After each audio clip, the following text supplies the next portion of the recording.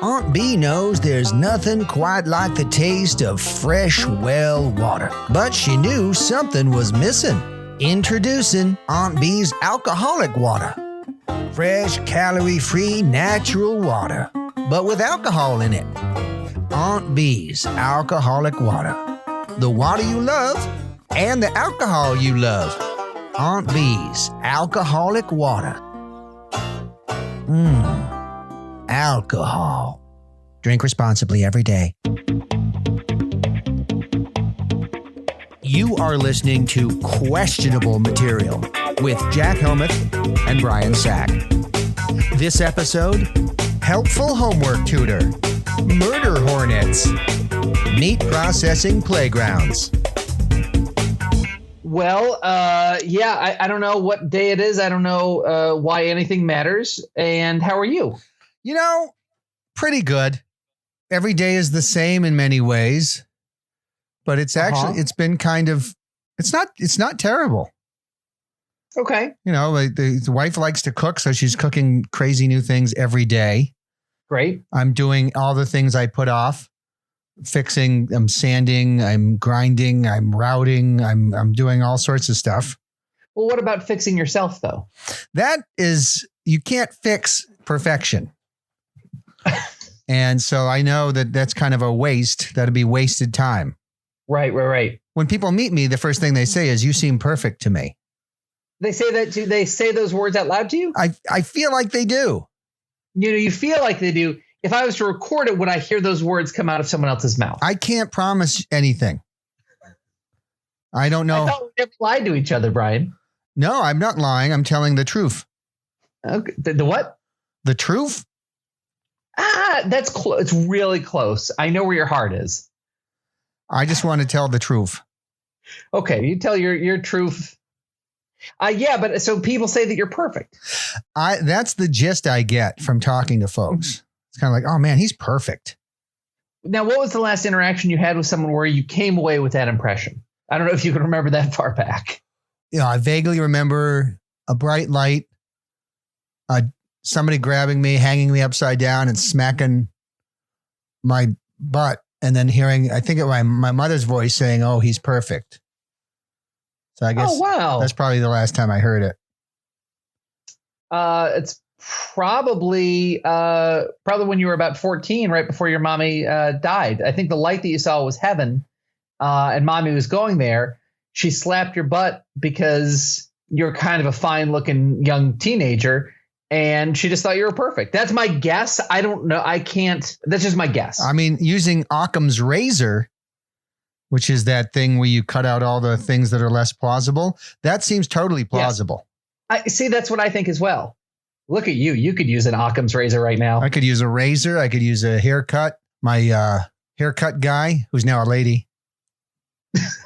So that's different. And it would through because he's decided he's now a lady, or because maybe your last guy passed away and you have a new person? No. He had been cutting my hair for a long time, and then one day he's like, "Brian, I just want to tell you, I need to talk to you." And I thought for sure he was going to raise his price. Yep. Because it's been the same price for like 10 years. And I'm thinking like, okay, he's finally going to clue in and raise it up a few bucks because he should.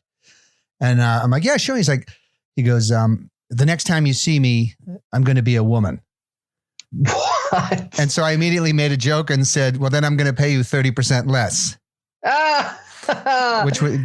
Which I don't necessarily believe is a true fact, but it makes for a good joke. It's a great joke. And did she laugh? Yeah, he did. I mean, he was still a he. And then the next time I saw him, he was definitely starting on the lady path. Oh. Yeah. Now, you've started on some lady paths before. But then my wife suddenly appears in the path and says, "What are you doing? Turn around now."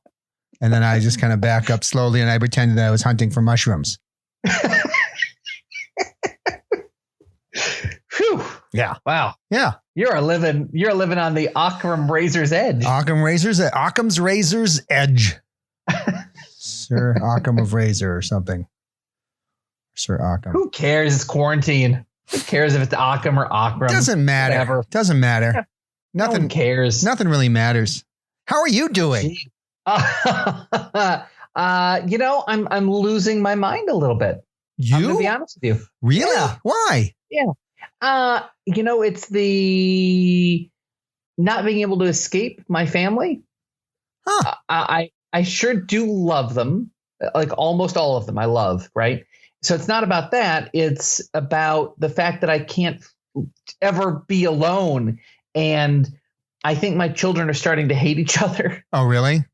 A little bit, because I think there's maybe a little sad about school not being around and not seeing their friends, and they don't quite know how to express it. And they're leaning on each other and leaning on each other too much. And it's people are going a little crazy around the Helmuth household today. Because 2 episodes ago, I believe your daughter was in love with her brother and wanted to prevent him from being kicked down the stairs along with mommy and daddy. Oh, I think right now she would grease the stairs. Wow. Amazing how things change that rapidly. Yeah. Sort of like your barber. Exactly. I've come to realize that I think our family gets along really well and we're very compatible because we just don't get in each other's way. Mm-hmm. And I can go off and do my thing and my wife can go off and do her thing. And the kids, go off and do their things. They're at a better age than, your age, 7 and 9. That's a high maintenance age. Anything like 9 and under just requires much more attention. Daddy, help. Yeah. Help.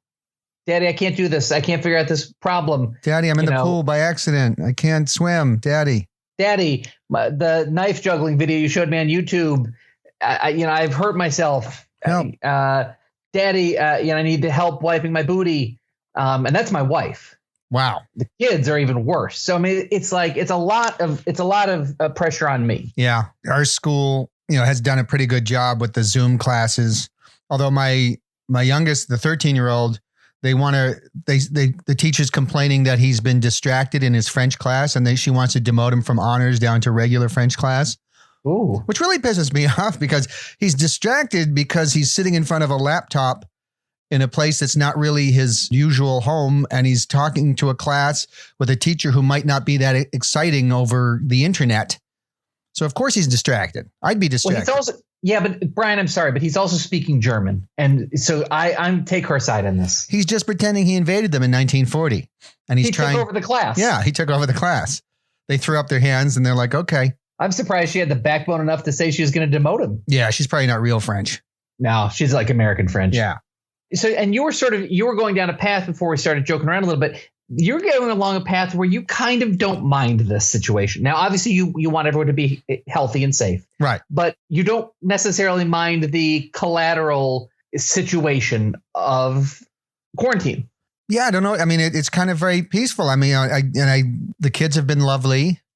And my wife and I can clearly can totally get along without issue.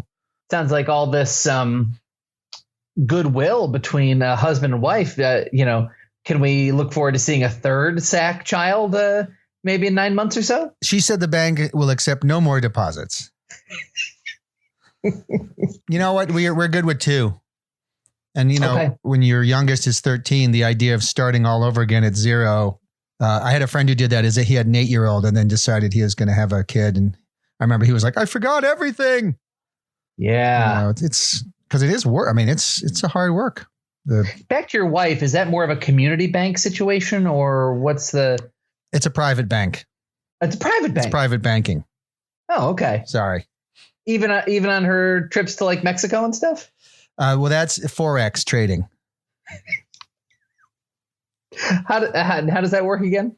She gets on all 4 for her ex who lived in Mexico. There's a joke for our financial sector and pervert fans. We want to cover all the niches. Holy Lord.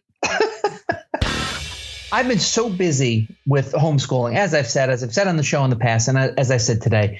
And so there's a lot of homework and worksheets and stuff that come with homeschooling. Where on top of the work you're doing to remain under a roof. Yeah. Right. Absolutely right. So there's, I've got multiplication word problems and, adding adjectives and all sorts of worksheets that my kids have to do, and I haven't had time to correct them. I've been so busy with work, with the podcast, with just teaching them new things and everything. So would you mind just helping me correct some of my my kids' word problems here? I would love to help correct some of your children's word problems. Okay, and these are all real. These are all my multiplication word problems check-in is what it calls. So what grade are we dealing with here? This is third grade. This is my son's work. Okay. A box of crayons holds 8 crayons. If Jackson has 4 boxes, how many crayons does he have? And Jack wrote 8 times 4 equals 32. That seems right. Seems right, but isn't. What?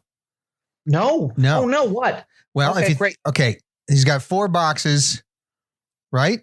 Yes, 4 boxes. And their boxes are supposed to have 8 crayons? Each holds 8 crayons, correct. Okay, well, it all comes down to quality control. So look at China. They've been sending us masks that don't work, surgical gowns that fall apart when you take them out of the package. There's no quality control. So assuming these crayons came from China, he might find 7.5 crayons, 6 crayons, 3 crayons, all crayons of one color. There's just no maybe they're made with melamine. There's just no quality control. So you can never really, what he needs to put there is an approximate symbol. Okay. So, like a little tilde, like approximately 32, but it's not guaranteed. So I see. So the trick of this question, the test is testing the first part of the sentence. A box of crayons holds 8 crayons. Doesn't mean the box is going to have 8 crayons. That's right. It's from China. That's right. Got it. Yeah. It's a trick question. Okay. Boy, he's going to be upset because I initially told him that was correct. Okay. All right. Hold on. In theory, it would be if we could guarantee those boxes had 8 crayons. Okay. And you can't. Next question. You can't do it. Next question. Molly ran 5 miles a day. How many miles did she run in 1 week? Now, Jack wrote 5 for the miles times 7 for the 7 days equals 35. Way to go, Jack. Did he get it right? Molly ran 5 miles a day. Yep. For 7 days. Yes. How many miles did she run in 1 week? Well, first of all, it says she wrote 5 miles a day for 7 days. It did not say those were consecutive days. She could have run 5 miles in January, taken 2 weeks off, 5 miles, January 20th, 5 miles in February. So, we don't know how many miles she ran in a week because we don't know if she ran those 5 miles every day consecutively for a week. So the answer would be maybe 5, maybe 35, who knows? So it's really, that's the fault of the question writer. Yeah. In fact, they might have outsourced these questions to China. We don't know. Let's see. Yeah, it says complete all 10 questions and there are only 7 questions. This must have come from China. There you go. Wow. Okay. Wow. That's good to know. It's going to be difficult teaching this to a 9-year-old. Okay. Next question. There are 3 bunches of bananas. Each bunch has 6 bananas. How many bananas are there in all? So Jack wrote 3 for the bunches of bananas times 6 equals 18. All right. Way to go, kiddo. That seems right to me. Is that right to you, Brian? There are 3 bunches of bananas. Each bunch has 6. Yep. How many bananas are there in all? And Jack says 18. Maybe out of those 3. But when they say in all, what if they mean the entire walk-in refrigerator at the restaurant? I guess that's possible. They're not saying they're saying in all. That's all encompassing. If they had said how many bananas are in those 3 bunches combined, sure, 18, correct answer. But we don't know when they say in all if they mean the farmer's market and not the wet market. I'm talking about just a traditional farmer's market, not pangolin and bat meat, but just, ramps and garlic and potatoes and lettuce and bananas. Right. So in all kind of leaves it open. Man. The correct answer would be 18, but only if you're referring to these 3 bunches. Otherwise, let's discuss. It's so close. I feel for this kid. That's too bad. Here's one. Next question. The babysitter earned $5 an hour. She worked for 4 hours. How much money did she earn? Jack wrote 5 times 4 equals 20. Wait, that seems right.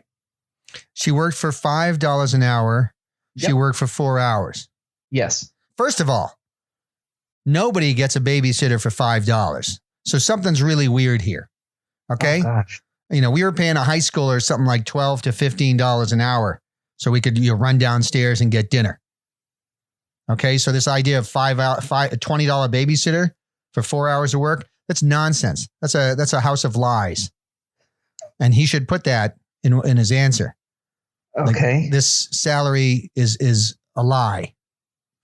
But anyway, going back, if she were unionized and she were in overtime, then her $5 an hour could very well be $7.50 an hour or $10. Sure. Depending. Sure.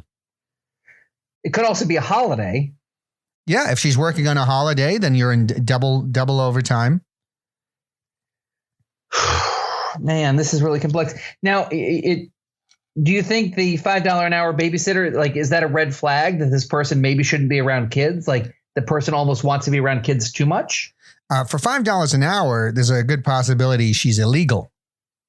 She's here illegally. She doesn't have proper work documentation. Okay. And what the child should do is call 311 or 911, depending on where you are in the country. And just kind of report her babysitter. So should Jack indicate that he should call INS or something like that to? Yeah, he should write, is babysitter legal? ? Call ICE ? Nobody babysits for this amount. Period. Nonsense. Period. Okay. Gosh, it was so much easier when it's just 5 times 4 equals 20. Well, Common Core. Yeah, I guess so, right? So is this what they mean by the new math? Yes. Okay. Seems almost very political. Here's on a different sheet. This is a good one. Peter bought a game for $5.98. He had $1.22 left. How much money did he have at first? And Jack wrote he had $7.20 at first. Way to go, Jack. Is that right? This guy has $7.20 to his name. That's it? This guy has $7.20 to his name. That's all he has? And he's going to squander some of that on a ball? He's an idiot? No, he bought a game for $5.98. He's going to squander his little money on a game? Yeah, he's going to spend about, I guess, 80% of his wealth. Well, that's a wide open question. Does he have a savings account? Does he have an IRA? Does he have any equities? Index funds? I mean, what's going on here? That's all he's got? No safe deposit box? No rainy day fund? He's only got $7.20? I mean, Peter could get a second mortgage, I suppose, but we don't know if he owns land. He has no tangible assets. That's it. The answer for that one is need more information. Okay. All right. This math is tough. Let's switch over to adding adjectives. That's what this is called. It's called adding adjectives. Directions. Choose an adjective from the box to complete each sentence. Example, we went into the cool room. So we're going to add adjectives. So Todd fell into the blank mud. And Jack put sticky. That seems right. Sticky is one of the words in the box. And what are the other ones?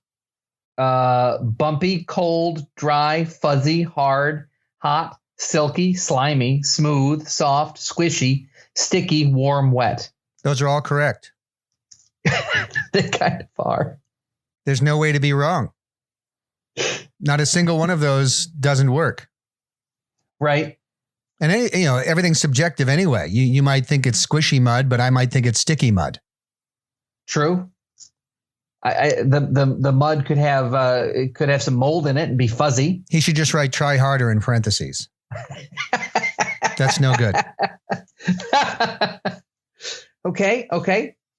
Here's a fill in the word activity, classic third grade work. The band was playing blank music, and Jack wrote loud. The band was playing loud music, yeah. And what are the other options?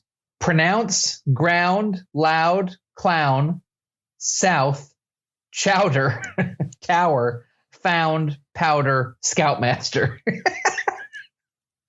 The band was playing blank music. Clown music. What's wrong with that? They could. And chowder music from Boston. So he has multiple options. I would have gone for clown music. Well, but the very next question, number 2, is the blank was very funny, and Jack wrote the clown was very funny.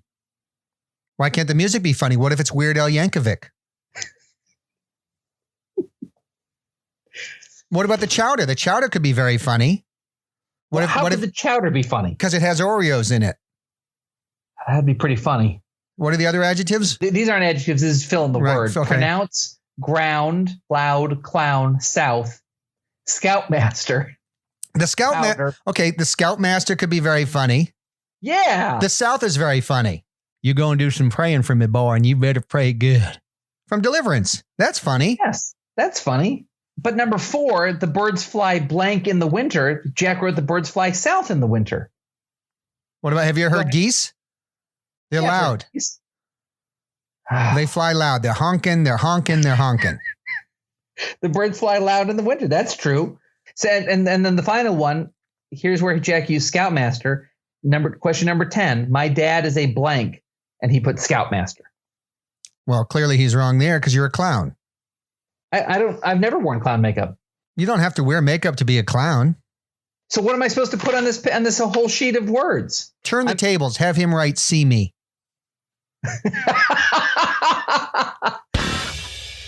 So Brian. Yes, Jack of Helmuth Town. Of Clan Helmuth. Ku Klux Klan Helmuth. Whoa. No. Just trying to do sort of like a fun little Game of Thrones thing. Don't need to take people down that road. Oh, sorry. Jack of Family Helmuth. Yes. Flays their enemies. Better. You flay your enemies and roast them on spits. That's better than the other thing. I mean, there's a reason why we wear hoods. It's like you want to be anonymous. So just don't keep that stuff out of the podcast, please. Okay. And your sigil, your flag is it's a guy on a spit. He's got a pole right through his butt coming out of his mouth. Very shocked expression on his face. And then just you're holding their roasting thing and you're just roasting him over a fire. It inspires terror in all the realm. The realm is afraid of you. And so the guy is really shocked. Yeah, because he's got his pole going right through his body. From, the bum place to the mouth place, coming right through. You just see he's got these googly eyes, like, what the, Yeah. And you're roasting him because you're a cannibal clan. Yeah. I mean, I suppose we eat chicken. And you don't have a tartan like the Scots because you guys couldn't figure out how to mix different colors. And so yours is just blue, the sheet of blue. That's right. And then you scraped Helmuth into it with a twig. So what would some other family sigils be for other what would Joe Biden's sigil be? Clan Biden? Yes, for Clan Biden. Well, it'd be like he's standing there holding out a treasure. And then underneath are all his family members, like holding up their hands to receive the treasure, suggesting that he takes treasure and then distributes it amongst his family.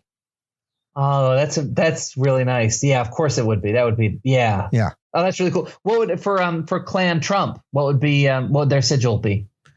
Ironically, the same exact thing. That is ironic. That is so strange. Yeah. I know she's a personal hero of yours. I'm sure you know this. What would Clan Winfrey, as in Oprah Winfrey, what would her sigil be? An extreme close-up of her, just like her eye and a bit of her cheek. So you don't really see the whole thing. It's kind of like a Tinder photo. It's just weird. It's just kind of like, oh yeah, I've got an eye. It's pretty, right? And a cheek. Wow, that's so weird. Why would she choose that? Because they don't have enough cloth for the rest of the sigil.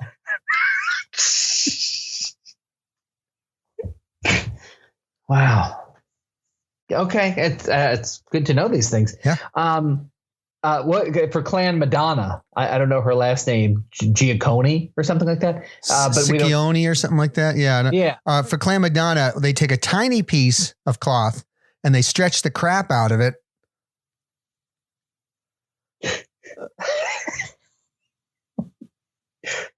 So that what's on the cloth? Huh? It's what's on the cloth? It's like an old lady's face. Like a little old, and then they just pull it and pull it and pull it, and then it's like totally stretched out of proportion. So then when you look at it, you're like, what? Look, it's human. Mm-hmm. Mm-hmm. That's their section. Yeah. I guess that makes a lot of sense. What's I hate to go there, but I think everyone's wondering. I'm getting tweeted at a lot. People wanting me to ask you this. Clan Caitlyn Jenner. Clan Jenner. It's a car that has rear-ended another car and killed someone. And then underneath in the Latin, it said, everybody forgot. Comedians never let that stuff go. It makes me so happy. No, Caitlyn killed somebody. Yeah. Yeah, she sure did. Oh, those women drivers. What about Clan Simpson, as in O.J. Simpson? It's a banner, and it's just covered in red handprints. And then underneath it, just in Latin again, it just says, "Not me." Boy, we're really topical with the Madonna and O.J. Simpson joke. Brian, the key is when you don't prepare. Yeah, you just sort of. Also, the thing is with pop culture, I'm trying to find the sweet spot of things that you actually know. Let's modernize this. What about Clan Glenn Miller Orchestra? Yes, so that's bringing that up to the 40s. Good. We're big in hospices, so I think there are a lot of people who are really going to appreciate this humor. It's going to be maybe the last laugh they ever have. That's the problem, Matt. We've invested heavily in advertising to people in hospice.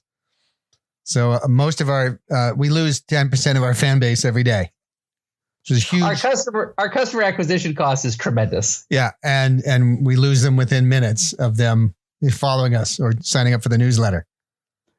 Look, we're not going to air our dirty laundry. We're not going to rehash this argument we've had before. This is what we settled on as our plan, and we're going to stick to it. Hey, Brian. Yeah, Jack. What's wrong? What's wrong? I just feel sad. About what? There's just so much craziness in the world, Jack, and I feel sad. Now there's going to be a lot of hurricanes this hurricane season, Jack. I feel sad. Yeah, I saw that. I saw you post about that. So we've got COVID that'll probably be around for another 18 months or years. Yeah. We have murder hornets. And now we have a potentially devastating hurricane season coming. Yeah. And the murder hornet thing's really sad because it's just like a handful of murder hornets, but now people are like killing bees, which we need. Oh, really? Yeah, we need bees. Don't kill bees. Murder hornets look like murder hornets, not like bees. I saw a murder hornet the other day and I killed him. What did the murder hornet look like, Jack?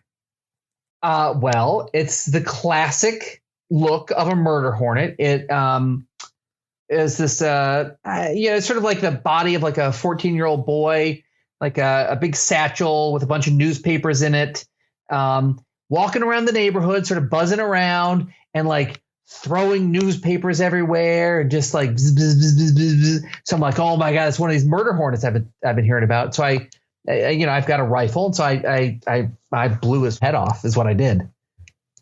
Okay. So, murder hornet. Good job, Jack. That's one down. You know what happens after you shoot a murder hornet like that? What? You might see two police hornets, come to your door, and they wear. I did. Okay, and. Well, let's just say they ain't going to be knocking on any doors anymore. And when did this happen? Was this fairly recent? Oh, this is like 2 days ago. Okay, so I'm thinking we need to hurry up and record this. Yeah, no, we should. Yeah. And I keep checking because I did get a little bit worried. I don't know if you're allowed to kill murder hornets or not. And so I just keep wanting to check the paper, but my paper boys just dropped the ball. I haven't gotten the paper in days. And so it's like, I don't know if I'm in trouble. Right. I don't know if like I don't know what to do. My dad always used to have a saying, his saying was, live every day like the feds might show up and prosecute you for murder. Oh, that's a really unique saying. Yeah. That should be in Latin. You should make that Latin and put on your Sack family sigil. My sigil.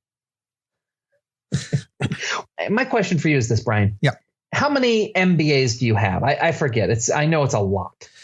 Oh, you lose track. After your third, fourth, fifth, you're like, it's all a blur. Sure. Suffice to say that I have many MBAs. Well, that's great. I love having a business mind like yours to bounce ideas off of, and just to hear sometimes I just like to hear your thoughts. Now, you've told me that you have some really great ideas for reopening the economy. I do. And I'm so excited. I think everyone is sort of balancing health and safety versus the problems that come with the shutdown. So I'm so excited to. Can you share with us some of your plans to reopen the economy? Absolutely. Obviously, restaurants have been hit really hard, big time, and they're desperate to get their business back. But so the social distancing issue is a problem. So what? When you advise the governor or the board of governors, even what do you sort of tell them in terms of how to reopen restaurants? Well, I've consulted with the National Restaurant Association because they are very concerned about restaurants. Obviously, there are huge social distancing problems with a restaurant. And they said to me, what can we do? I want to get restaurants back into business. So I thought we should base restaurants going forward should be based on the Peep show model. So every restaurant now will be a corridor with a bunch of booths off of the corridor. You go into the booth and there's a screen on the wall playing food movies. And it's just an endless loop of food movies, delicious, mouth-watering food. And you have a little dial. You can switch it if you're vegan or you want barbecue or you're into vegetables or fish, whatever you want. Those will be the films you can play. There's going to be a hole in the wall. Oh. And what you do is you get down on your knees and you put your mouth on the hole. Uh-huh. You okay? Yeah, no, I'm all right. I just sometimes when an idea is really good, I get emotional. Go ahead. I'm sorry. No problem. And you're going to put your mouth in the hole, and then right now the term we want to use is food giver. Give me that again. Food what? The term we're going to use is food giver. Oh, okay. And a food giver is just going to come up to the hole and pop some food in your mouth. And then you eat the food. All right. There's been you haven't gotten too close. Yep. Food giver is going to wear latex gloves. Yep. And, you're going to have yourself a little meal, and they'll just go up and down the line, putting food in people's mouths. Huh. We're going to call them foodie holes.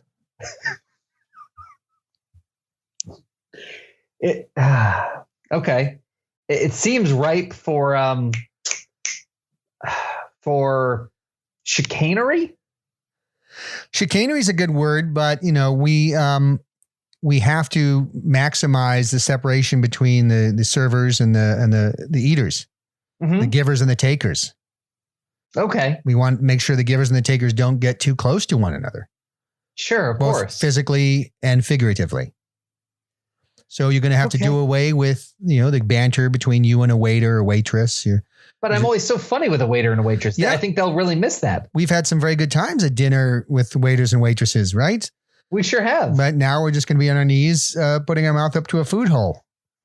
So we have to be on our knees in order to take our food? Yeah, that's where the food hole is going to be. But you know what? You can be in the next door booth and we can carry on a conversation through the plywood.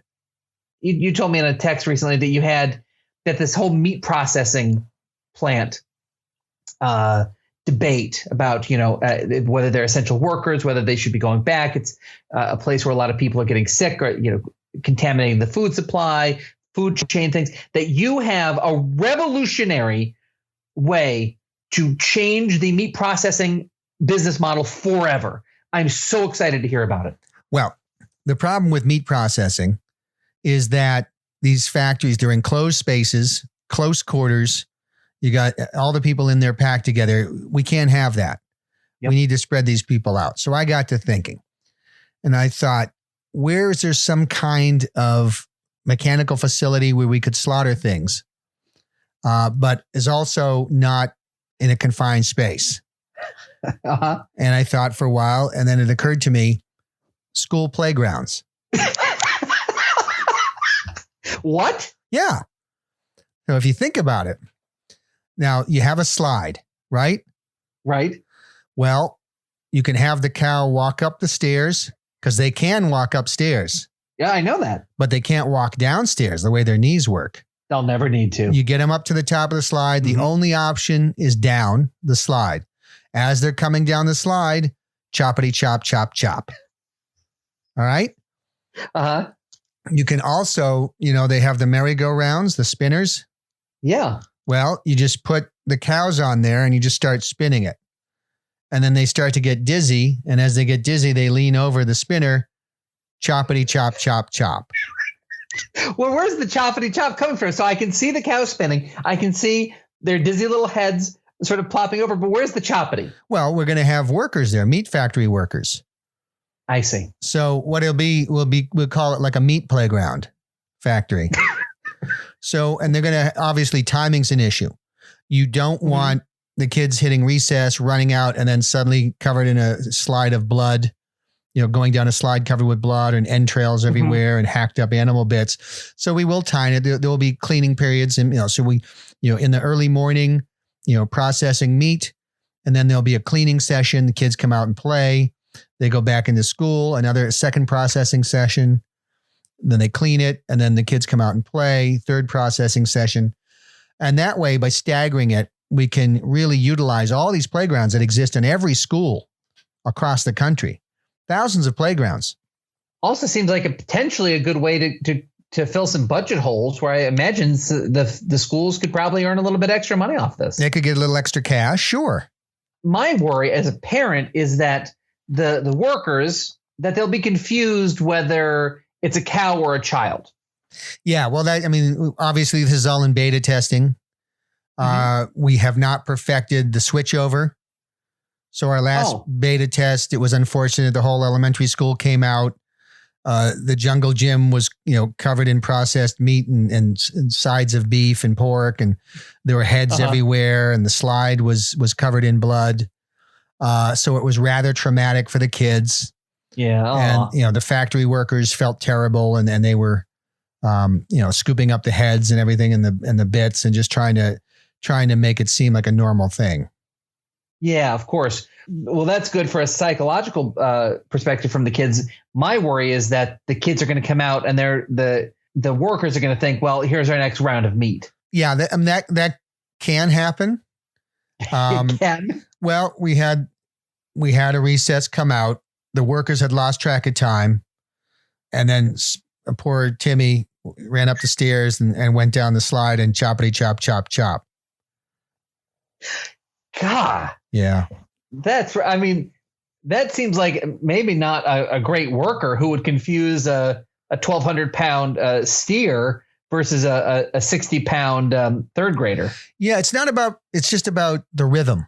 You get into this mode and you're just used to whatever's coming down that slide. I'm choppity chop, chop, chop. Yeah. And, just the kid snuck in there. We didn't see it. And it's super unfortunate. We've had a settlement with the school and the parents, and we're working out ways to avoid that from happening.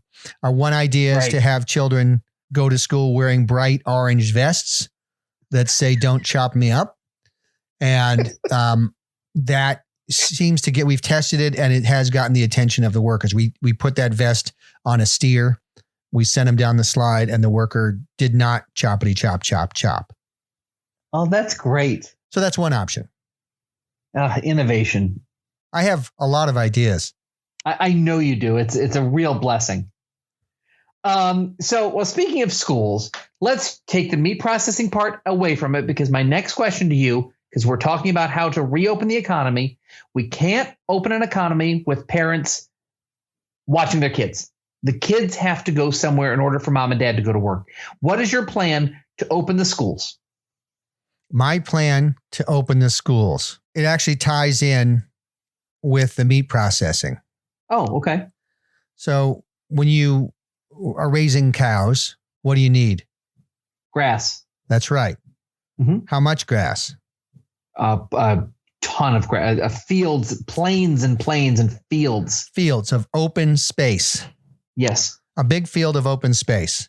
Mm-hmm. Well, that's exactly what you need for social distancing.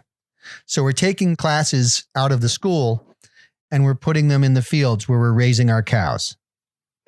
So if you can picture a desk every 6 feet. Yeah. With Black Angus cows meandering about, then that's going to be the modern school. Wow. So this is the end of the brick and mortar school system as we know it. We will now be in field schools. It'll be an open ear educational environment. Mm-hmm. It might be problematic in winter time. I would imagine. But we'll work around that. You know, cows generate heat. Maybe we have cows sidle up next to the students on colder days. Use each other for heat, that sort of thing? Yeah. The teacher will roam the field with a bullhorn. Uh-huh. And other than that, it's going to be just like any other school. Yeah, other than that one little thing, it's just as it was before. It is. Yeah. Okay. That makes sense. I know that the Postal Service, it's actually been in the news quite a bit. John Oliver just did a big thing on it. President Trump has been talking about the Postal Service. And they're still up and running, obviously, delivering their mail. They're essential workers. God bless them. They've been doing great work, and I really am appreciative. But we need to sort of revolutionize the way that we do business, that we do deliveries to keep those workers safe and to keep ourselves safe from getting sick from workers. So you said you have a really ingenious way to rethink the postal system. Yes. The postal system is basically outdated. So my plan would be to turn the post office into meat processing facilities. What? Yeah. So you have all these big buildings all over the country. Yes. The real estate alone that the post office must be worth hundreds of billions of dollars. Right. But right around from me in New York, there's an old station post office. It's been there for quite a long time. That's plenty of space for meat processing. How's that going to work? We're going to make it an educational meat processing facility. When it gets really cold in the fields, the kids are going to bring their cows into the meat processing schoolrooms. You see where I'm going? Kind of. And then they process the cows in a warmer environment as they learn. Not the cows, the kids. The cows are just... It doesn't really matter how much knowledge the cow has at that point. Yeah. Whew, that seems like or back to kind of a traumatic thing with the kids, because now the kids have somewhat of an emotional connection with their creature, and they're now present in the facility where the cows are being slaughtered. It does present an obstacle to some children, the weaker, those unwilling to kill things that they know and love. But this is a new time. Really is. Boy, a real loss of innocence, I'd say. That's right. Whew, that's tough. Now, retail has been crushed by what has happened with the COVID-19. Huge corporations are going out of business. I think J. Crew, maybe. How do we get retail back? How do we just, let's take Old Navy. How do we get people coming back into Old Navy? How do we reopen retail? Well, all clothes going forward will be made out of leather. Where is the leather going to come from? Our meat processing schools and post offices. So if you see like this, there'll be like a circle of life, but it's a circle of post office, school, retail. Right. Retail establishments will sell leather clothing. You might have different styles of leather clothes. You know, obviously a J. Crew store would have a much different leather clothing line than, say, Lululemon, the leather workout gear.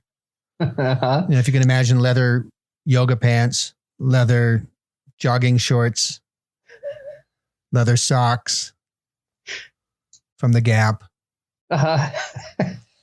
it's going to be no part of the cow going forward will be unused. Sounds like it's going to be a sweaty summer. And, based on our original beta testing, it's not going to smell great. But that's one of the upsides of having COVID is you lose your sense of smell. Yeah. So I see. Yeah. So what I was looking for was an upside.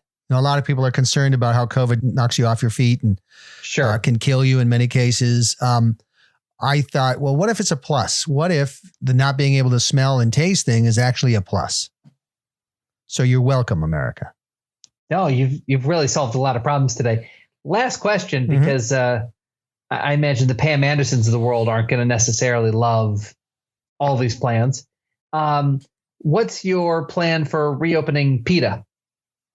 People for the Ethical Treatment of Animals? Yes. Obviously, they're going to have issues with the whole world being centered on meat processing and leather clothing. I imagine. As a former vegetarian and vegan, I understand this. But what I'm looking forward to is the generation of future PETA members who grew up next to a cow in the field that they killed. They're going to treat that cow ethically before they kill it. Oh, nice. And they will be much more receptive to the leather lineup that J. Crew or Banana Republic offers them. So would it really still be called PETA?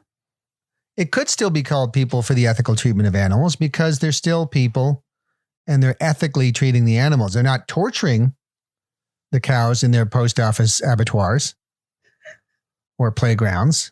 They are just lovingly processing them. And think about it this way. You bring the cow up the slide and you have fun and you say, come on down, cow, come on down. And he comes down, choppity chop, chop, chop. Okay. Well, gee, Brian, I can see why you're in such demand. Thanks, Jack. It's hard to be wanted and in demand so much, but it's rewarding. I can tell. It really is. You've got a glow about you. Thank you. No, thank you. Thank you for everything you continue to do for America. I do it for you. Just don't make it weird. That was questionable material. Make sure to subscribe to the podcast. Make sure to review the podcast. Make sure to visit qmpodcast.com for episodes, show notes, and bonus material.